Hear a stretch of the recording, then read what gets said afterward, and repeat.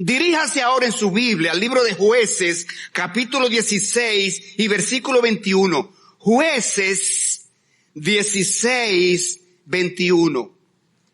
Muy bien, ahora sí lo tienen. Jueces 16, 21. Dice así: mas los filisteos le echaron mano y le sacaron los ojos y le llevaron a Gaza y le ataron con cadenas para que moliese en la cárcel.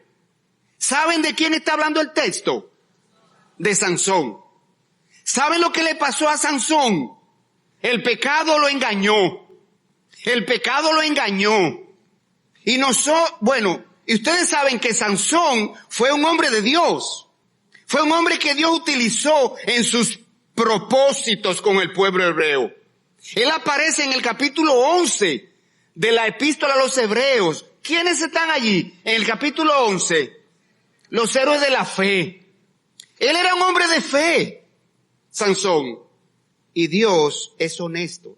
Dios es honesto y sincero. Él no oculta los pecados de los hombres y mujeres de fe, para que nosotros sepamos que ellos eran de carne y de hueso como todos nosotros, pecadores, con una naturaleza caída igual que nosotros, con sentimientos, impulsos, emociones, fortalezas y debilidades, sujetos a tentaciones igual que nosotros. Y sin ninguna intención en mi corazón de faltar el respeto, ni menospreciar, ni denigrar a Sansón. Pero hoy yo quiero, hermanos, Dios ha puesto en mi corazón en esta semana hablar de este tema y utilizar ese ejemplo para ver la manera como el pecado lo engañó. Y nuestro propósito es que nos sirva de ejemplo para que aprendamos la lección y evitemos los errores que él cometió. Así como Dios nos dice, nos aconseja. En 1 Corintios 10, 16, Dios nos dice que esos ejemplos, esos casos que Dios ha dejado en las Escrituras, lo voy a leer el texto, dice: mas estas cosas sucedieron como ejemplo para nosotros, para que no codiciemos cosas malas como ellos codiciaron, ni seáis idólatras como algunos de ellos. Según está escrito, se sentó el pueblo a comer y a beber y se levantó a jugar. Ni forniquemos como algunos de ellos fornicaron y cayeron en un día 23,000. Ni tentemos al Señor como también algunos de ellos le tentaron y perecieron por las serpientes. Ni murmuréis como algunos de ellos murmuraron y perecieron por el destructor. Y estas cosas les acontecieron como ejemplo y están escritas para amonestarnos a nosotros, a quienes han alcanzado los fines de los siglos. Así que el que piensa estar firme, mire que no caiga. No importa que usted lea la Biblia todos los días, que usted la ha leído 50 veces toda la Biblia entera en un año. No importa que usted sea un profesor del instituto bíblico, no importa que usted sea un diácono, no importa que usted sea un pastor, no importa que usted desarrolle cualquier ministerio de la iglesia. No piense que usted está tan firme que no puede caer. Porque todos, sin excepción, podemos caer. Pero Dios quiere alertarnos, Dios quiere equiparnos con este ejemplo y los detalles de este caso para que nosotros lo traigamos a nuestra vida práctica y vivamos cada día tomando medidas y haciendo planes y estrategias para cuando la tentación se presente a tu puerta y te toque y te llame, tú sepas cómo tienes que reaccionar y proceder para no caer ante la tentación. Vamos a estudiar el caso de Sansón, aplicándola a nuestras vidas, viendo tres cosas. Mire, los factores del pecado, los efectos del pecado y los resultados del pecado. Así que ubíquese, por favor, en Jueces capítulo 13 en su Biblia. Jueces capítulo 13. Porque vamos a comenzar mirando las fortalezas de Sansón. Y todos tenemos fortalezas, todos tenemos fortalezas. Todos los seres humanos tenemos fortalezas. Claro que sí. Virtudes, dones que Dios nos ha dado. Pero aún esas fortalezas, si nosotros las mal utilizamos, resultan pecaminosas.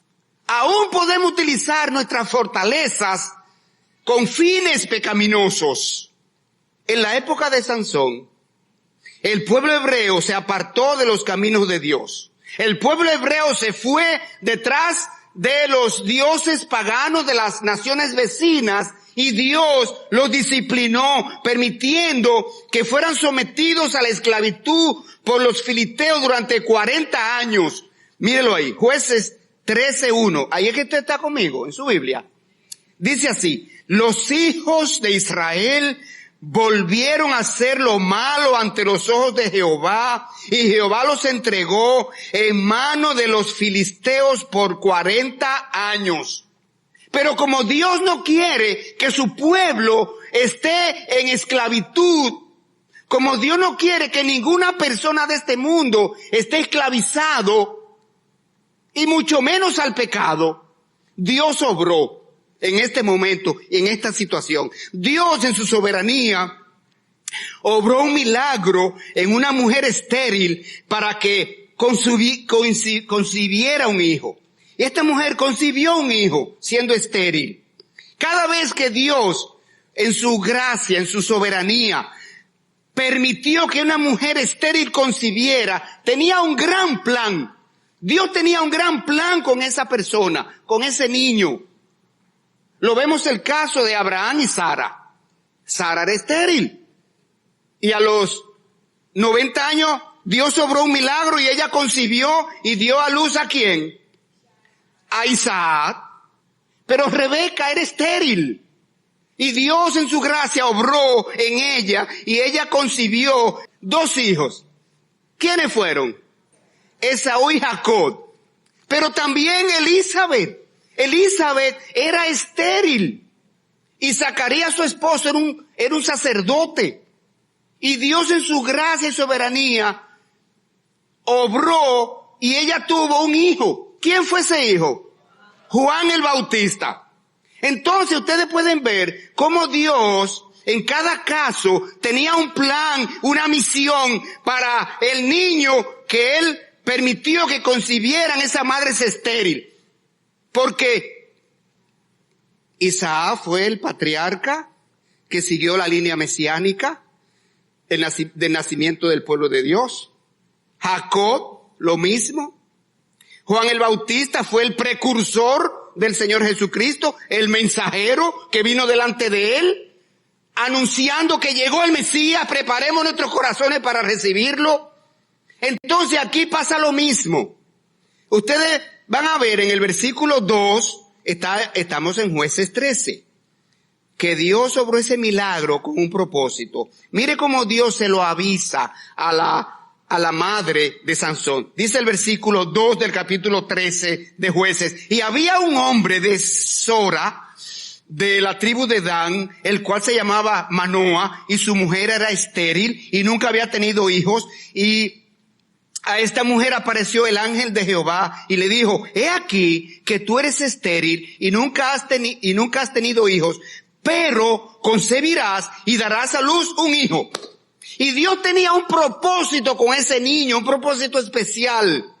Y Dios se lo informó a la madre de ese niño. Mire, en el versículo número 5, dice: pues he aquí que concebirás y darás a luz un hijo, y navaja. Y ahora miren lo que Dios comienza a señalarle: el cuidado que debía tener con ese niño y la consagración de ese niño a Dios. Y dice: y navaja no pasará sobre su cabeza, porque el niño será nazareo a Dios desde su nacimiento. Y él comenzará a salvar a Israel de la mano de los filisteos. De modo que Sansón sería un hombre especial con propósito divino en su vida. Sería nazareo, que quiere decir dedicado a Dios. dedicado a Dios, completamente a Dios. El ministerio de Sansón era comenzar la liberación del pueblo de Dios del yugo de los filisteos. Y Dios equipó a Sansón para llevar adelante su misión. Sansón fue bendecido con la actuación del Espíritu Santo de Dios que reposaba sobre él. El capítulo 13 de Jueces, vamos a seguir la secuencia, estamos en Jueces 13, pase al versículo 24,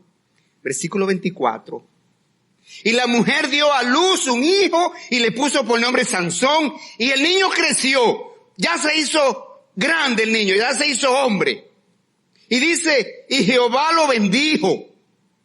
Y el Espíritu de Jehová comenzó a manifestarse en él en los campamentos de Dan, entre Zora y Estaol.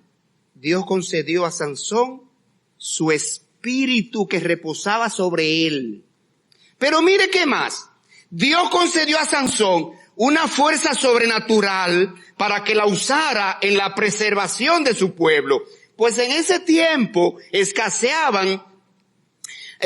había escasez de instrumentos de guerra. Los filisteos habían tomado posesión de todos los talleres donde se fabricaban instrumentos de guerra. Cuchillos, espadas, arcos, ¿cómo se llama? La coraza. Todos esos instrumentos, los filisteos fueron muy sabios y dijeron, vamos a desarmar al pueblo. Y tomaron control de todos los talleres, alfarería. Bien. El asunto es que el pueblo de Israel estaba desarmado. Y por eso fue, señores, que Dios da a Sansón una fuerza sobrenatural para que la usara en la preservación de su pueblo. Y Sansón iba a demostrar que Dios, sin armas, es capaz de librarnos del yugo extranjero. Llevemos hasta ahí lo que a la vida de nosotros. Traigamos esto que hemos visto de Sansón a nuestra propia vida ahora. A nuestra propia vida. Porque Sansón representa a cada uno de nosotros. Y representa a cada persona que ha venido a esta tierra. Él fue un niño que tenía un propósito divino. Un hombre que tenía un propósito divino. Así como puede ser una mujer con un propósito divino. Y Dios tiene un propósito con cada persona de esta tierra. Usted no vino a este mundo por casualidad, de manera fortuita. Usted podrá haber nacido sin que sus padres lo planificaran, que llamamos como a eso de que accidente. Pero para Dios no hay accidente. Dios quería que usted naciera, que usted fuera concebido. Entonces Dios tiene un propósito con cada uno de nosotros. Para algo Dios nos trajo a esta tierra. Mire cómo dice el Salmo 138:8. Jehová cumplirá su propósito en mí. Oiga, su propósito en mí. Dios es que tiene un propósito en mí. Y mire qué más dice el Salmo 138:8. Tu misericordia, oh Jehová, es para siempre. No desampares la obra de tus manos. Dios tiene un propósito contigo. Quizás tú no lo has podido encontrar, no te has podido percatar, no lo has podido percibir. Quizás tú no lo estás viviendo todavía, pero el propósito está ahí. ¿Sabe cuál es el propósito de Dios con toda criatura que viene a este mundo? Que le glorifique, que vivamos para Él, que aceptemos su plan de salvación, que le sirvamos con nuestras capacidades, dones, fortalezas, recursos, mente, fuerza, que le permitamos a Él usarnos de canal de bendición para otros. Los creyentes con frecuencia perdemos de vista este propósito por el cual Dios nos llamó a salvación. Mire, hay un texto en que Dios le habla a los creyentes, 2 Tesalonicenses 1:11. Oiga cómo Dios le dice aquí a estos hermanos de Tesalónica. 1:11. Por lo cual asimismo oramos siempre por vosotros, para que nuestro Dios os tenga por dignos de su llamamiento y cumpla todo propósito de bondad y toda obra de fe con su poder. ¿Qué significa la palabra para en la Biblia? Propósito. Cuando Dios dice, esto, para propósito. Entonces, ¿por qué el apóstol Pablo y su equipo misionero oraban por nosotros para que nuestro Dios nos tenga digno de su llamamiento? Dios ha llamado a salvación al creyente y está llamando a salvación a los que todavía no han venido a los pies de Cristo. Los está llamando. ¿Para qué los está llamando? Y también el apóstol oraba para que Dios cumpla su propósito en nosotros, para que el nombre del Señor Jesucristo sea glorificado.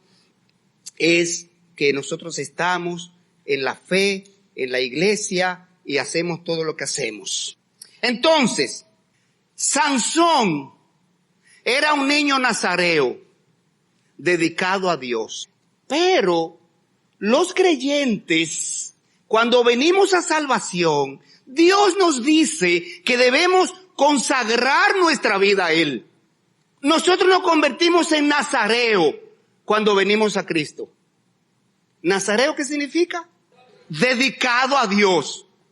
Cuando nosotros nos convertimos a Cristo, que venimos a ser adoptados como hijos de Dios, que recibimos todo el combo de bendiciones espirituales de Dios, la reconciliación, la justificación, la paz con Dios, la redención, herencias en los cielos, todo ese combo que Dios nos concede es para que nosotros nos consagremos y nosotros ahora cambiemos el enfoque de nuestra vida de lo terrenal a lo celestial y de lo material a lo espiritual y de lo temporal a lo eterno.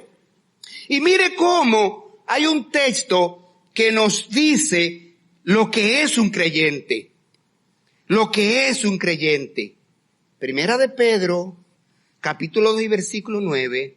Si usted es un creyente que puso su fe en Jesucristo, si usted aceptó a Jesucristo como su Señor y su Salvador, si usted entendió que es un pecador y ha cometido pecado y el pecado lo condena al infierno y no puede salir del infierno por sus propios medios y necesita la intervención de Dios, y por eso Dios mandó a Jesucristo a morir en la cruz para pagar la deuda de tu pecado, muriendo en tu lugar y en el mío, y todo lo que aceptamos que Él murió por mí para pagar la culpa de mi pecado, recibimos el perdón de ese pecado. Mire lo que Dios formó, lo que Dios dice que ha formado con el conjunto de creyentes en todo el mundo. Dice ese versículo 9 de Primera de Pedro capítulo 2, más vosotros sois linaje escogido, real sacerdocio, nación santa, pueblo adquirido por Dios,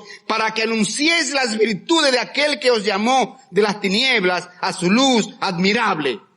Señores, es un privilegio ser cristiano, para ser parte de ese pueblo escogido, para ser parte de ese pueblo de sacerdotes. ¿Qué es lo que hace un sacerdote? ¿Qué intercede.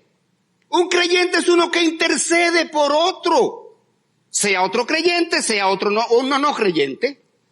Intercede por la salvación de esa persona, intercede por cualquier motivo de oración de una necesidad que tenga esa persona, intercede por muchísimas razones y causas. Entonces, nosotros, así como Sansón fue bendecido con el Espíritu Santo y una gran fuerza, nosotros también hemos sido bendecidos, los creyentes, con la presencia del Espíritu Santo en nosotros.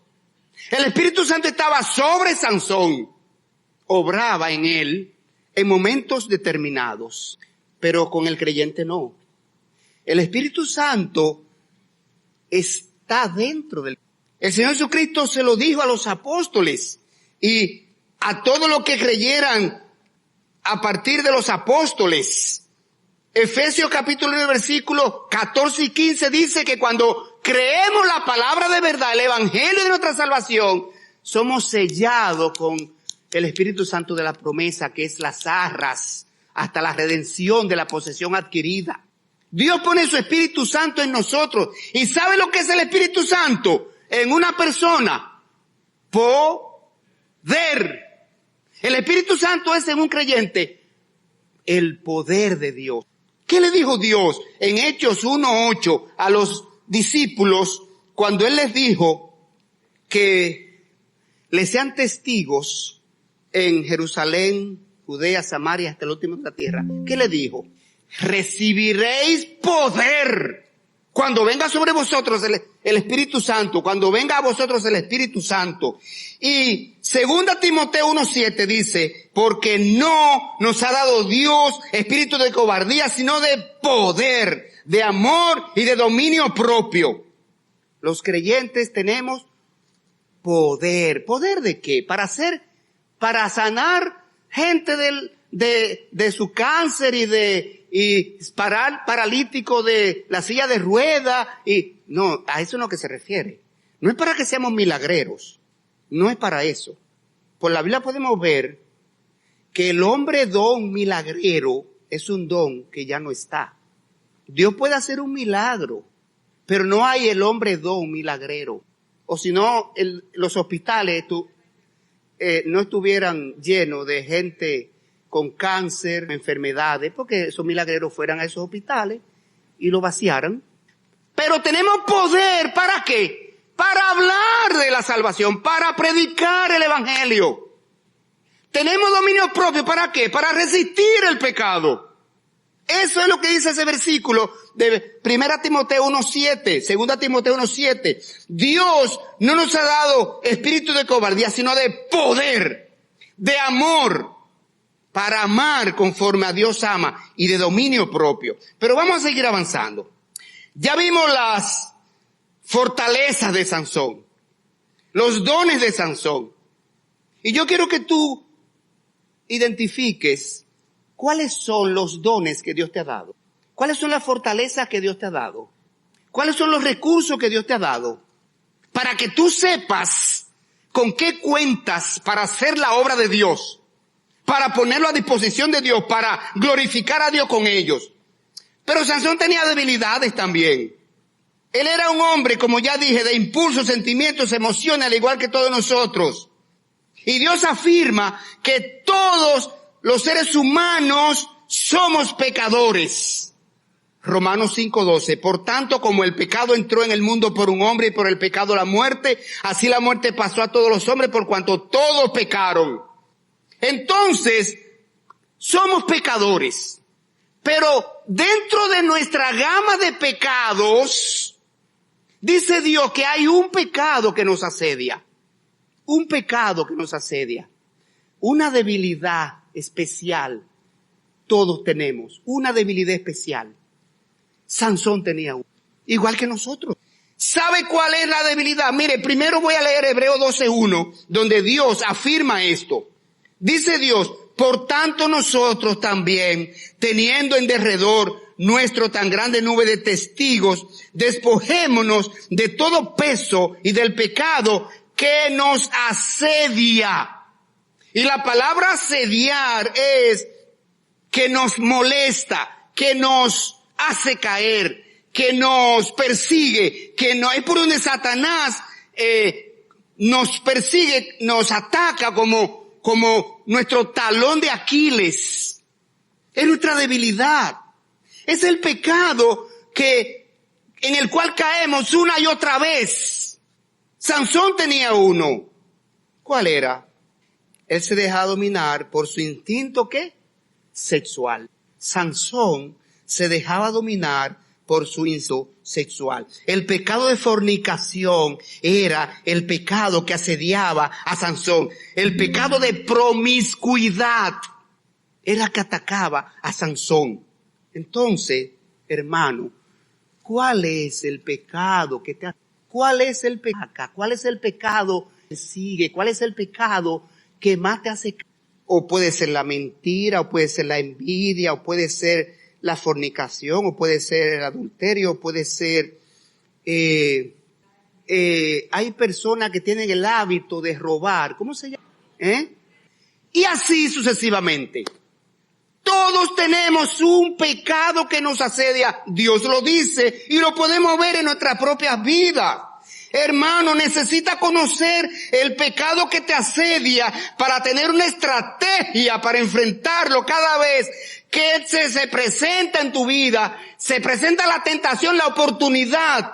Pasemos ahora a ver los efectos del pecado. Porque por eso es que tenemos que tener un plan, una estrategia contra el pecado. ¿Qué hacer cuando se me abre la puerta para cometer el pecado? Dios me da la salida, lo dice la palabra. Pero la mayoría de las veces nosotros, ¿sabe qué? No nos apropiamos de la salida. No cogemos la salida que Dios me ha dado. No me apodero de ella. No sigo lo que Dios me recomienda. No oigo la voz de mi Espíritu Santo que me habla y me hace saber, me hace entender que no debo actuar así. Tenemos que tener una estrategia porque el pecado tiene efectos. Y voy a mencionar ahora 4 efectos del pecado. 4 efectos del pecado. Vuelva en su Biblia al libro de Jueces. Y ahora pase al capítulo 14, versículo número 1. Mire, el primer efecto del pecado es que nos conduce a desobedecer a Dios conscientemente. Estando consciente de que eso es desobediencia a Dios, pero el pecado me lleva a caer en la desobediencia. Mire, Sansón sabía que Dios había prohibido a los hebreos unirse en matrimonio con moradores de las naciones vecinas porque eran, ¿qué cosa? Adoradores de imágenes, idólatras y paganos. Adoraban estatuas. Las naciones vecinas a los hebreos en la tierra prometida adoraban imágenes, estatuas, adoraban astros del cielo, adoraban fenómenos naturales. Eso se llama ¿cómo? Idolatría. Y Dios prohibió a su pueblo unirse en matrimonio con moradores de esos pueblos paganos para evitar que ellos fueran influenciados e inducidos a la idolatría y al paganismo. ¿Sabe también lo que ellos adoraban? Animales, y hacían figuras de tronco humano, pero cuerpo de animal, o viceversa. Imaginación del hombre. Entonces Dios no quería que su pueblo cayera, fuera influenciado por una pareja idólatra y pagana, porque lo iba a arrastrar a eso. Y quiero que ustedes me digan, ¿con quién se dio eso en la Biblia? Con Salomón. ¿Con quién más se dio en la Biblia? Con otro rey. El rey Acab. Y otros muchos más. Y se va a dar contigo también. ¿Sabe lo que dice el proverbio? El que anda con sabio, ¿qué? Sabio será. Pero el que anda con necio, ¿qué pasa? Necio será. Si tú entablas una relación amistosa, íntima o amorosa, íntima, de intimidad con alguien, e intimidas mucho con esa persona, te va a transferir, te va a llevar, te va a influenciar. Entonces, señores, eso es, somos influenciables. Y Dios no quería eso para su pueblo. Pero miren lo que Sansón hizo. Capítulo 14, versículo 1. Sansón, sabiendo que casándose con una mujer no hebrea, pecaba contra Dios, estuvo dispuesto a hacerlo. Mire la petición que él hizo a sus padres en el 14:1. Mire, descendió Sansón a Timnat Y vio en Timnat a una mujer de las hijas de los filisteos y subió y lo declaró a su padre y a su madre diciendo, yo he visto en Timnat una mujer de las hijas de los filisteos, os ruego que me la toméis por mujer. Allí está la petición de Sansón, sabiendo él que Dios había prohibido eso. Pero ¿sabe cuál es el segundo efecto del pecado? Nos hace vivir por vista y no por fe. Por vista y no por fe. Y Dios, mire, los padres de Sansón le respondieron muy bien, correctamente le respondieron, como todo un padre sabio. Ellos le recordaron a Sansón el mandato de Dios y lo pusieron a reflexionar, preguntándole si entre tu pueblo, mi hijo, entre el pueblo hebreo, no hay mujeres. Aquí hay muchas mujeres en el pueblo hebreo. ¿Por qué tú tienes que irte a Filistea a tomar una mujer extranjera, idólatra, pagana, adoradora de ídolos, de imágenes, de astros, de fenómenos naturales, de animales? Observe la respuesta de los padres de Sansón en el versículo 3, capítulo 14. Su padre y su madre le dijeron, y no hay mujer entre las hijas de tus hermanos, ni en todo nuestro pueblo, para que tú vayas a tomar mujer de los filisteos incircuncisos. Mire lo que ellos le mencionaron, una palabra interesante en el pueblo hebreo.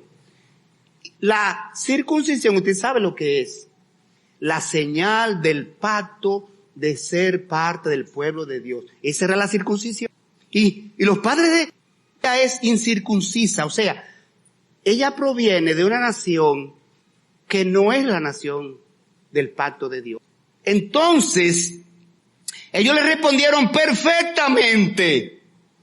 Ahora, observe la respuesta que Sansón da a sus padres, que muestra poca sabiduría de Sansón en ese momento. Necedad en el corazón de Sansón en ese momento. Ceguera por causa del pecado. El pecado lo encegueció. Mire cómo él respondió. Sansón le respondió, tómame esta por mujer, porque ella, ¿qué? Me agrada. Ella me agrada. Esa fue la respuesta de Sansón, señores. Sansón no desistió de su intención, porque puso sus deseos por encima de los mandatos de Dios. Joven, aquí presente y que nos escucha, ese no es el criterio correcto para elegir esposa. ¿Que te agrada? Por vista, por lo externo. De ninguna manera, joven. Lo externo es pasajero. Lo externo es vanidad. Vanidad.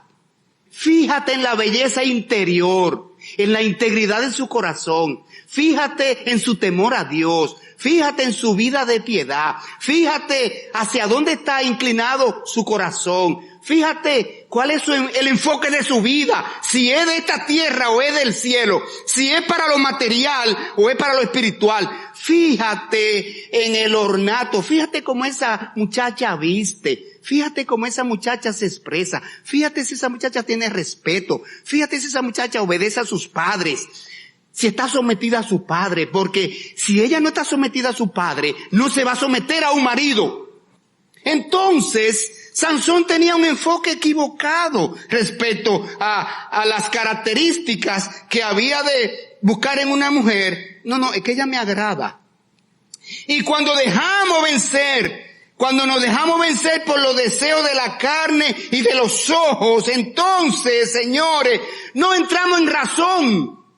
Los deseos de los ojos y los deseos de la carne no nos dejan entrar en razón y actuamos en consecuencia por lo que veo.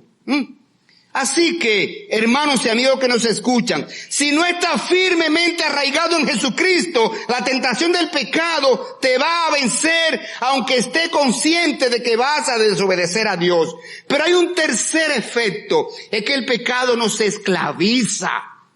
El pecado nos encadena. Pase al capítulo 16 ahora de Jueces y mire el versículo 1. Ese no fue el único pecado de fornicación que Sansón cometió. Esa no fue la única intención. Él quedó esclavizado al pecado. Mire el 16:1 dice, Sansón fue a Gaza y vio allí a una mujer ramera y se llegó a ella. Sansón se hizo reincidente en el pecado de fornicación. Reincidente, porque el pecado nos ata. El pecado nos esclaviza. Entonces, oiga esto. Una mujer ramera. Oiga qué tan bajo cayó el pecado, llevó a Sansón, porque el pecado nos quita la razón. Señores, Sansón era, oigan, el juez de Israel. El rey, él juzgó a Israel por 20 años. Fue uno de los jueces que Dios levantó en su pueblo en esa época, en la época de los jueces. Entonces, podemos ver en Sansón su vida desordenada en el ámbito sexual que lo hizo descender tan bajo al punto de unirse a una mujer ramera. Y eso nos manda un mensaje a nosotros. Es que lo mejor es no involucrarse en el pecado, porque el pecado nos oscurece la visión y afecta nuestro raciocinio. Vamos a ver un cuarto efecto del pecado. El pecado nos conduce a hacer mal uso de nuestros dones, nuestras capacidades, nuestros recursos. En varias ocasiones, Sansón no utilizó apropiadamente la fuerza sobrenatural que Dios le concedió para preservación de su pueblo. Mire el capítulo 16, versículo 1-4, mire. Fue Sansón a Gaza y vio allí a una mujer ramera y se llegó a ella y fue dicho a los de Gaza, hey, Sansón ha venido acá. Sansón ha entrado a nuestro territorio. Y los rodearon, dice el texto. Los rodearon. El motel donde él estaba, los rodearon. El lugar donde él estaba con esta ramera, los rodearon. Los rodearon y rodearon la ciudad. Pusieron en las puertas de la ciudad guardias. Es que no se va a escapar ahora. Está aquí, en nuestro territorio. Dice el texto, y los rodearon. Y acecharon toda la noche a la puerta de la ciudad y estuvieron callados toda aquella noche diciendo, hasta la luz de la mañana, entonces lo mataremos. Versículo 3. Mas Sansón durmió hasta la medianoche y a la medianoche se levantó y tomando las puertas de la ciudad con sus 2 pilares y su cerrojo, se las echó al hombro y se fue y la subió a la cumbre del monte que está delante de Hebrón. Y aquí lo vemos utilizando su fuerza sobrenatural de manera vil, de manera egoísta, por causa de su desordenada vida sexual. Ustedes saben cómo eran esas puertas de esas murallas antiguas. Eran una madera, señores, de medio pie de grueso, una puerta inmensa, porque por ahí entraban carruajes tirados por caballos, por allí entraban cargas de alimentos y de cosecha para abastecer al pueblo. Y dice que Sansón las arrancó con sus pilares, las columnas, y se la echó encima. Pero ¿cuál es la enseñanza para nosotros? Miren, hermanos, amigos, utilizar inapropiadamente los dones, los recursos, el dinero que Dios nos da, es pecado. Malgastar el dinero que Dios nos da, inapropiadamente, sea en diversiones, sea en adquirir cosas vanidosas, sea en abusar de las comidas, sea en lo que sea, es pecado. Porque Dios te ha suplido a ti de recursos con un propósito, para que tú satisfagas las necesidades de tu familia y tuya. Necesidades, no antojos, no vanidades, para que tú satisfagas tus necesidades de tu familia, las necesidades de otros y necesidades de la obra de Dios. Eso se llama tú ser un canal de bendición de Dios. Y la palabra dice que Dios está buscando personas dignas a través de las cuales bendecir a otros. Y son escasos, porque son egoístas. Si Dios me suple 50,000 me gasto en mí y mi familia. Si Dios me suple 100,000 me gasto en mí y mi familia. Si Dios me suple 300,000 me gasto en mí y mi familia, y en mis viajes, y en mis vanidades, y las personas necesitadas que están a tu lado, ¿qué? Entonces, hermanos, este es un pecado, usar inapropiadamente los dones y los recursos provistos. Quiero concluir con 2 exhortaciones. Hermanos, esperamos que el ejemplo de Sansón nos haya enseñado el peligro de coquetear e involucrarnos en el pecado. Y cuando tú seas tentado a involucrarte con el pecado o con cosas pecaminosas, no te justifiques. ¿Sabe por qué? Nos encanta justificarlo. ¿Sabe lo que decimos? Mire, nos decimos a nosotros mismos, es que esto no es tan malo. Ay, pero los otros lo hacen. Todo el mundo lo hace. Va a ser una sola vez. Dios es bueno. Dios es amor.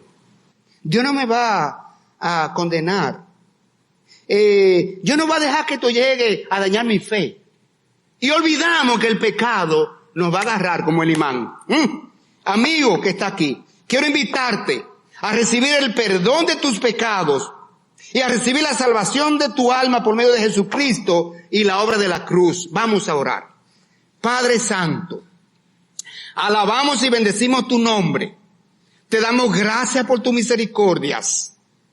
Señor, agradecemos que tú dejaste este caso aquí en tu palabra para que sea ejemplo para nosotros, para que nos haga reflexionar, para que nos haga reaccionar.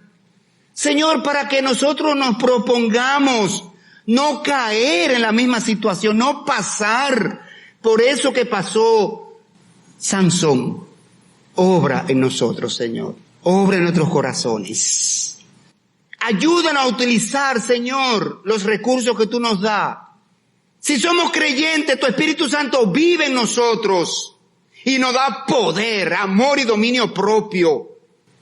Ayúdanos a utilizarlo, Señor, frente a la tentación, para no caer en el pecado y no deshonrarte. Te lo pedimos en el nombre de Cristo Jesús. Amén. Ingrese a nuestra sala de chat para hacer la consulta espiritual que desee.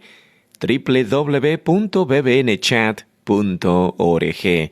Este es un servicio totalmente gratis. Muchas gracias. Somos sus amigos de BBN.